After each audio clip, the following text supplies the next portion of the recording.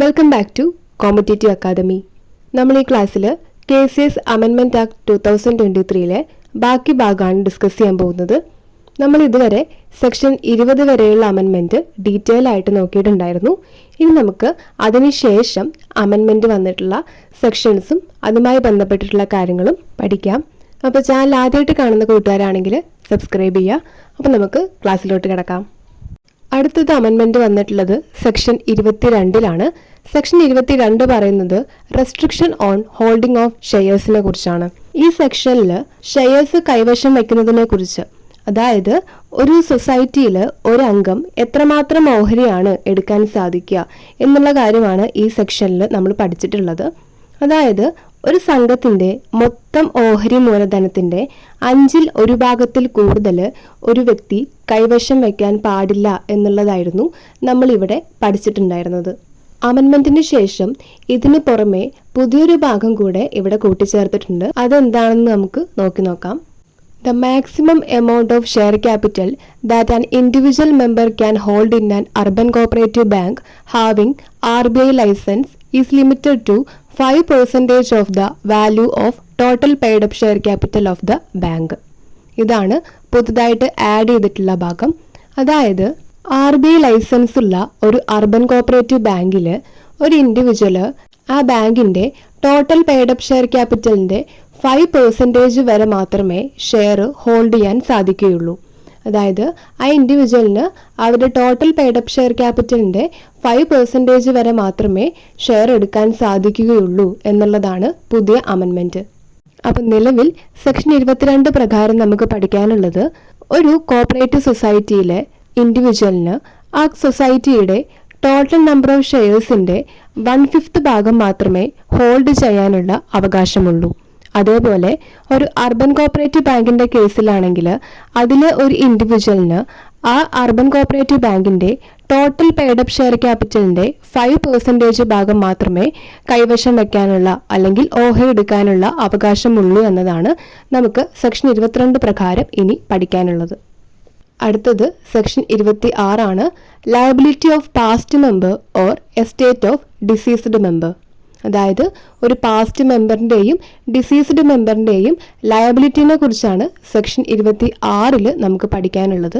ഇവിടെ അമെൻമെൻറ്റ് വന്നിട്ടുള്ളത്, in the case of the deceased member on the date of his death shall continue for a period of 3 years from such date. അതായത് ഒരു diseased മെമ്പറിൻ്റെ കേസിലാണെങ്കിൽ അവരുടെ liability എന്ന് പറയുന്നത് ആ death സംഭവിച്ചതിന് ശേഷം 3 വർഷത്തേക്ക് നിലനിൽക്കുന്നതായിരിക്കും. അമെൻമെൻറ്റിന് മുന്നേ ഇത് 2 വർഷമായിരുന്നു. ഇപ്പോൾ അത് 3 വർഷമാക്കി ചേഞ്ച് ചെയ്തിട്ടുണ്ട്. അപ്പോൾ liability of A diseased member എന്ന് പറയുന്നത് 3 years ആണ്. Section 28 appointment of new committee. ഒരു പുതിയൊരു കമ്മിറ്റീനെ അപ്പോയിൻറ്റ് ചെയ്യുന്ന സമയത്ത് എന്തൊക്കെ ശ്രദ്ധിക്കണം എന്ന കാര്യമാണ് സെക്ഷൻ 28 പറയുന്നത്. സെക്ഷൻ 28 സബ്സെക്ഷൻ 1C അമെൻമെൻറ്റ് വന്നിട്ടുള്ളത്. അതെന്താണെന്ന് നോക്കാം. Notwithstanding anything contained in the bylaws of a primary credit society or an urban cooperative bank, 1 seat in the committee of each such society shall be reserved for the members having a deposit of 25,000 and above. Seat റിസർവേഷനെ കുറിച്ചാണ് ഇവിടെ പറഞ്ഞിരിക്കുന്നത്. അതായത് ഒരു urban cooperative ബാങ്കിൻ്റെയോ അല്ലെങ്കിൽ PCSൻ്റെയോ managing കമ്മിറ്റിയിലെ ഒരു seat എന്ന് പറയുന്നത് ആ സൊസൈറ്റിയിൽ 25,000 രൂപയ്ക്ക് മുകളിൽ ഡെപ്പോസിറ്റുള്ള ഒരു വ്യക്തിക്കുള്ളതായിരിക്കും. അതായത് ആ സൊസൈറ്റിയിൽ 25,000 രൂപയ്ക്ക് മുകളിൽ ഡെപ്പോസിറ്റുള്ള ഒരു വ്യക്തിക്ക് അർബൻ കോപ്പറേറ്റീവ് ബാങ്ക് അല്ലെങ്കിൽ പ്രൈമറി ക്രെഡിറ്റ് സൊസൈറ്റിയുടെ മാനേജിംഗ് കമ്മിറ്റിയിൽ ഒരു സീറ്റ് റിസർവ്ഡ് ആയിരിക്കും. അമെൻമെൻ്റായിട്ട് അടുത്തത് സബ്സെക്ഷൻ 1CA ആഡ് ചെയ്തിട്ടുണ്ട്. അതിൽ പറയുന്നത്, Notwithstanding anything contained in the Act, rules or the bylaws of the society, 2 seats in the committee of each society shall be reserved for members who shall not exceed the age of 40 years on the date of filing of nomination for election, of whom one shall be from the non-reserved category and one shall be a woman from the reservation category, provided in subsection 1 of section 28A. അതായത് ഒരു കമ്മിറ്റിയിൽ 2 seat എന്ന് പറയുന്നത് 40 വയസ്സ് അധികരിക്കാത്ത 2 വ്യക്തികൾക്ക് reserve ചെയ്ത് കൊടുക്കുന്നുണ്ട്. അതിൻ്റെ വേറൊരു കണ്ടീഷൻ എന്ന് പറയുന്നത് ഒരു സീറ്റ് കൊടുക്കുന്നത് നോൺ റിസർവ്ഡ് കാറ്റഗറിക്കും അടുത്ത സീറ്റ് കൊടുക്കുന്നത് സെക്ഷൻ 28A പ്രകാരം ഒരു വുമൺ മെമ്പറിനുമായിരിക്കും. അപ്പോൾ സബ്സെക്ഷൻ 1C(a) പ്രകാരം 2 സീറ്റ് റിസർവേഷൻ ഉണ്ട്. അതിൽ 2 പേർക്കും 40 വയസ്സ് അധികരിക്കാൻ പാടില്ല. 40 വയസ്സിന് താഴെയുള്ള 2 പേർക്ക് സീറ്റ് റിസർവേഷൻ ഉണ്ട്. അതിൽ ഒരാൾ നോൺ റിസർവ്ഡ് കാറ്റഗറിയിൽ നിന്നും ഒരാൾ റിസർവ്ഡ് കാറ്റഗറി ആയിട്ടുള്ള വുമൺ കാറ്റഗറിയിൽ നിന്നും ഉള്ളതായിരിക്കും. അടുത്തായിട്ട് അമെൻമെൻറ്റ് വന്നിട്ടുള്ളത് സബ്സെക്ഷൻ 1E അതായത് നമ്മൾ 1E പഠിച്ചിട്ടുണ്ടായിരുന്നു ഒരു സ്പെഷ്യൽ ഓഫീസറിനെ അപ്പോയിൻറ്റ് ചെയ്യുന്നുണ്ട് ബൈഫർക്കേഷനുമായി ബന്ധപ്പെട്ടിട്ടുള്ള നടപടികൾക്കായിട്ട് വേണ്ടിയിട്ട് എന്നുള്ളത്. അമെൻമെൻറ്റിന് മുന്നേ ഇവിടെ പറഞ്ഞിരുന്നത് such bifurcation shall be completed within a period of 1 year from the date of commencement of the Kerala cooperative societies amendment ordinance 2012 എന്നായിരുന്നു. ഇപ്പോൾ അവിടെ ആ അമെൻമെൻറ്റ് ആക്ട് മാറ്റിയിട്ട് bifurcation order by the registrar എന്നാക്കിയിട്ടുണ്ട്. അതായത് രജിസ്ട്രാറുടെ ബൈഫർക്കേഷൻ ഓർഡർ കിട്ടി 1 yearനകം ബൈഫർക്കേഷനുമായി ബന്ധപ്പെട്ടിട്ടുള്ള നടപടികൾ കംപ്ലീറ്റ് ചെയ്യണം എന്നുള്ളതാണ് പുതിയ അമെൻമെൻറ്റ്. അടുത്തത് കോപ്റ്റ് മെമ്പേഴ്സുമായി ബന്ധപ്പെട്ടിട്ടുള്ള അമെൻമെൻ്റ് ആണ്. സബ്സെക്ഷൻ 1G ഇതിനെക്കുറിച്ച് പറയുന്നത്. Notwithstanding anything contained in the bylaws of a society the committee in office shall co-opt 2 persons 2 പേരെയാണ് കോ-ഓപ്റ്റ് ചെയ്യുന്നത് or representatives who are or were in paid service of a commercial bank, Kerala State Cooperative Bank, an urban cooperative bank, Kerala State Agriculture and Rural Development Bank, a primary cooperative agriculture and rural development bank, district cooperative banks or a service cooperative bank in the managerial cadre or specialization in cooperation or cooperative management, agriculture, economics, commerce, public finance, law, rural development and information technology as members of the committee of such society. അതായത് നമ്മൾ പറഞ്ഞു 2 പേരെയാണ് co-opt മെമ്പേഴ്സായിട്ട് കമ്മിറ്റിയിലോട്ട് എടുക്കാൻ പറ്റുന്നത്. അതിൽ ആ 2 members ആരൊക്കെയായിരിക്കണം എന്നുള്ള കാര്യമാണ് ഇവിടെ പറയുന്നത്. ഒന്നില്ലെങ്കിൽ അവർ Kerala bank, KCRDB, PCRDB, urban cooperative bank തുടങ്ങിയ സൊസൈറ്റീസിലോ അല്ലെങ്കിൽ ബാങ്ക്സിലോ പെയ്ഡ് സർവീസ് ചെയ്യുന്ന ആളായിരിക്കണം. ഇല്ലെങ്കിൽ അവർക്ക് മാനേജ്മെൻറ്റിലോ അഗ്രികൾച്ചറിലോ എക്കണോമിക്സിലോ കൊമേഴ്സിലോ ലോയിലോ ഇൻഫോർമേഷൻ ടെക്നോളജിയിലോ മേലെ പറഞ്ഞിട്ടുള്ള ഏതെങ്കിലും ഒരു മേഖലയിൽ പ്രാവീണ്യമുള്ള ഒരു വ്യക്തി ആയിരിക്കണം. ഇങ്ങനെയുള്ള വ്യക്തികൾക്ക് മാത്രമേ കോപ്റ്റ് മെമ്പേഴ്സായിട്ട് തിരഞ്ഞെടുക്കപ്പെടാൻ പറ്റുകയുള്ളൂ എന്നുള്ളതാണ് സബ്സെക്ഷൻ 1G പറയുന്നത്. ഇതിൻ്റെ കൂടെ നമ്മൾ ഓർത്തു വെക്കേണ്ട കാര്യം, അമെൻമെൻ്റ് ഒന്നും വന്നിട്ടില്ല എങ്കിലും നമ്മൾ ഓർത്തു വെക്കേണ്ടത് ഈ കോപ്റ്റ് മെമ്പേഴ്സായിട്ടുള്ള 2 പേര് നമ്മൾ മാനേജിംഗ് കമ്മിറ്റിയിലുള്ള മെമ്പേഴ്സിന് പുറമേ ഉള്ളവരാണ്. 15 പേരായിരിക്കണം ഒരു PCSൽ, പ്രൈമറി കോപ്പറേറ്റീവ് സൊസൈറ്റീസിൽ maximum number of members managing കമ്മിറ്റിയിൽ 15 ആണെന്ന് നമുക്കറിയാം. ബാക്കിയുള്ള സൊസൈറ്റീസിൽ മാക്സിമം നമ്പർ ഓഫ് മെമ്പേഴ്സ് 21 ആണെന്നും അറിയാം.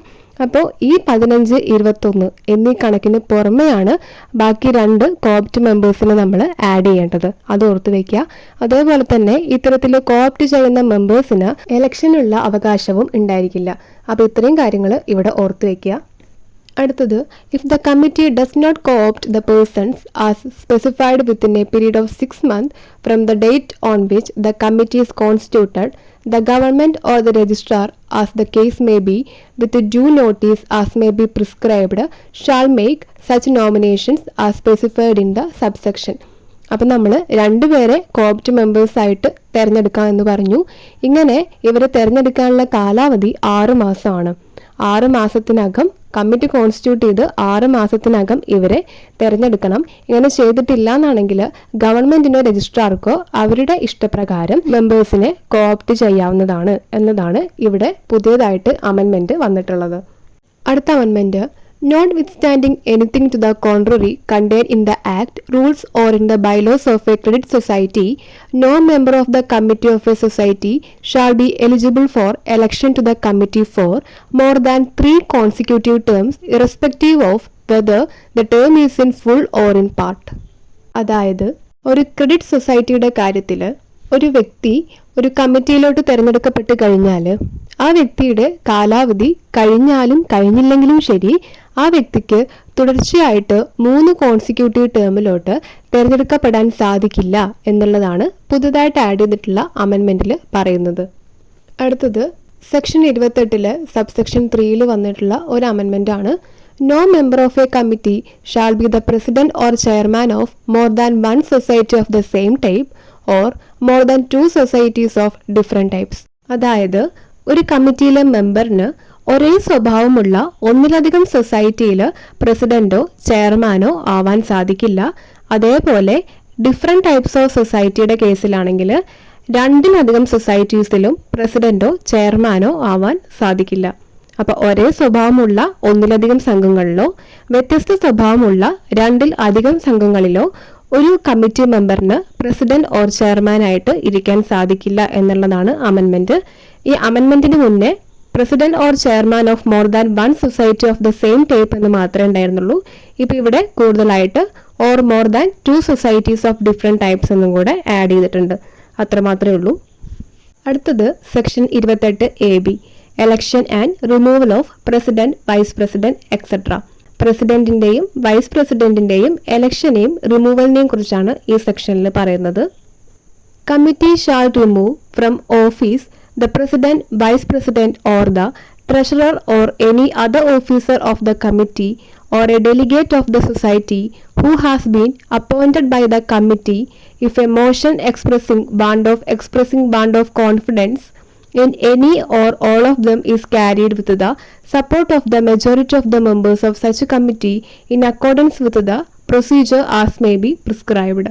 അതായത് ഒരു കേവല ഭൂരിപക്ഷം ഉണ്ടെങ്കിലോ ഒരു നോ കോൺഫിഡൻസ് മോഷൻ പാസ്സാക്കിയിട്ട് ഇവിടെ പ്രസിഡന്റിനെയോ വൈസ് പ്രസിഡന്റിനെയോ ട്രഷററിനെയോ അതേപോലെ ഒരു കമ്മിറ്റിയിലോട്ട് ഡെലിഗേറ്റ് ചെയ്തിട്ടുള്ള ഒരു വ്യക്തിയെയോ നമുക്ക് റിമൂവ് ചെയ്യാനുള്ള അവകാശമുണ്ട് എന്നുള്ളതാണ് പുതുതായിട്ട് ആഡ് ചെയ്തിട്ടുള്ള അമെൻമെന്റിൽ പറയുന്നത്.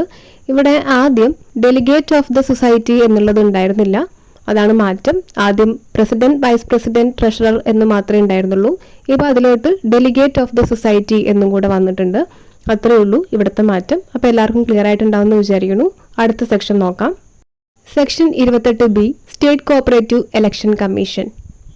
അതിൽ പറയുന്നത് notwithstanding anything contain in this act or in the rules the government shall by notification in the gazette constitute a state cooperative election commission for the superintendence, direction and control of the preparation of electoral rolls and for the conduct of all elections to cooperative societies, the state cooperative union and the circle cooperative union, including election to the president or vice president and representative general body. അതായത് ഒരു official gazette വിജ്ഞാപന പ്രകാരം government state cooperative election കമ്മീഷനെ തിരഞ്ഞെടുക്കുന്നു. ഇത്തരത്തിൽ തിരഞ്ഞെടുക്കപ്പെട്ട state cooperative election കമ്മീഷന് ഒരു cooperative സൊസൈറ്റിയിലോ സ്റ്റേറ്റ് കോപ്പറേറ്റീവ് യൂണിയനിലോ സർക്കിൾ കോപ്പറേറ്റീവ് യൂണിയനിലോ അല്ലെങ്കിൽ ഒരു റെപ്രസെന്റേറ്റീവ് ജനറൽ ബോഡി തെരഞ്ഞെടുപ്പിന് വേണ്ടിയിട്ടോ പ്രസിഡന്റ് അല്ലെങ്കിൽ വൈസ് പ്രസിഡന്റിന്റെ തെരഞ്ഞെടുപ്പിന് വേണ്ടിയിട്ടോ ഉള്ള ഇലക്ഷൻ നടത്താവുന്നതാണ് എന്നുള്ളതാണ് ഈ അമെൻമെന്റിൽ പറയുന്നത്. അമെൻമെന്റിന് മുന്നേ SCU, CCU തുടങ്ങിയ ഭാഗം ആഡ് ചെയ്തിട്ടുണ്ടായിരുന്നില്ല. Cooperative societies, election to all cooperative societies എന്ന് മാത്രമേ ഉണ്ടായിരുന്നുള്ളൂ. ഇപ്പോൾ അതിന് പുറമെ election to the state cooperative union and the circle cooperative union എന്നും കൂടെ ആഡ് ചെയ്തിട്ടുണ്ട്. ഇതാണ് ഇവിടെ വന്നിട്ടുള്ള മാറ്റം. അപ്പോൾ ഒരു സ്റ്റേറ്റ് കോപ്പറേറ്റീവ് ഇലക്ഷൻ കമ്മീഷന് എല്ലാ കോപ്പറേറ്റീവ് സൊസൈറ്റീസും അതേപോലെ സ്റ്റേറ്റ് കോപ്പറേറ്റീവ് യൂണിയനിലും സർക്കിൾ കോപ്പറേറ്റീവ് യൂണിയനിലും ഒക്കെ ഇലക്ഷൻ നടത്താനുള്ള അധികാരമുണ്ട്. അടുത്ത അമെൻമെന്റ് നോക്കാം. The state cooperative election commission shall consist of not more than 3 members. One among them shall be the state chief cooperative election commissioner and others shall be commissioners. The state cooperative election commissioner shall be an officer not below the rank of special secretary to government law department. അതായത് ഒരു state cooperative election കമ്മീഷനിൽ 3-ൽ അധികരിക്കാത്ത members ഉണ്ടായിരിക്കും. അതിൽ ഒരാൾ state chief cooperative election commissioner ആയിരിക്കും. ബാക്കിയുള്ള 2 പേര് കമ്മീഷണേഴ്സും ആയിരിക്കും. ഇതിലെ സ്റ്റേറ്റ് ചീഫ് കോപ്പറേറ്റീവ് ഇലക്ഷൻ കമ്മീഷണറിന്റെ പദവി എന്ന് പറയുന്നത് special secretary to government law department എന്ന റാങ്കിൽ കുറയാത്ത പദവി ഉള്ള ആളായിരിക്കണം. ഇതാണ് അമെൻമെന്റ് ആയിട്ട് വന്നിട്ടുള്ളത്. ബാക്കി വായിക്കാം. The commissioners shall be for a period of 5 years from the date of assumption of office or 62 years whichever is earlier. അവിടെ മാറ്റമൊന്നുമില്ല. അതായത് ഇവരുടെ കാലാവധി എന്ന് പറയുന്നത് 5 വർഷം അല്ലെങ്കിൽ 62 years. ഇതിലേതാണോ കുറവ് അതായിരിക്കും ഇവരുടെ കാലാവധി. ഇത്രയും കാര്യങ്ങളാണ് ഇവിടെ പറയുന്നത്. ഇവിടെ പദവി മാത്രം മാറിയിട്ടുണ്ട്. സ്പെഷ്യൽ സെക്രട്ടറി ടു ഗവൺമെന്റ് എന്നുള്ളത് special secretary to government law department എന്നാക്കി മാറ്റിയിട്ടുണ്ട്. അപ്പോൾ അത് പ്രത്യേകം ശ്രദ്ധിക്കുക. അപ്പം നമ്മൾ ഇന്നത്തെ ക്ലാസ്സിൽ സെക്ഷൻ 22, 26, 28, 28A-B, 28B ഇത്രയും സെക്ഷൻസിലെ അമെൻമെന്റ് വന്നിട്ടുള്ള ഭാഗവും അതുമായിട്ട് റിലേറ്റ് ചെയ്തിട്ടുള്ള കാര്യങ്ങളുമാണ് ഡീറ്റെയിൽ ആയിട്ട് നോക്കിയിട്ടുള്ളത്. സെക്ഷൻ 22 വരെയുള്ള ഭാഗങ്ങൾ 3 പാർട്ടാക്കിയിട്ട് ഓൾറെഡി അപ്ലോഡ് ചെയ്തിട്ടുണ്ട്. അപ്പോൾ അത് കാണാത്തവർ അത് കാണുക.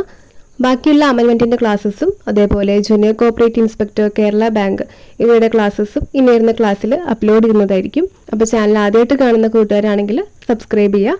അപ്പോൾ ഓക്കെ, താങ്ക്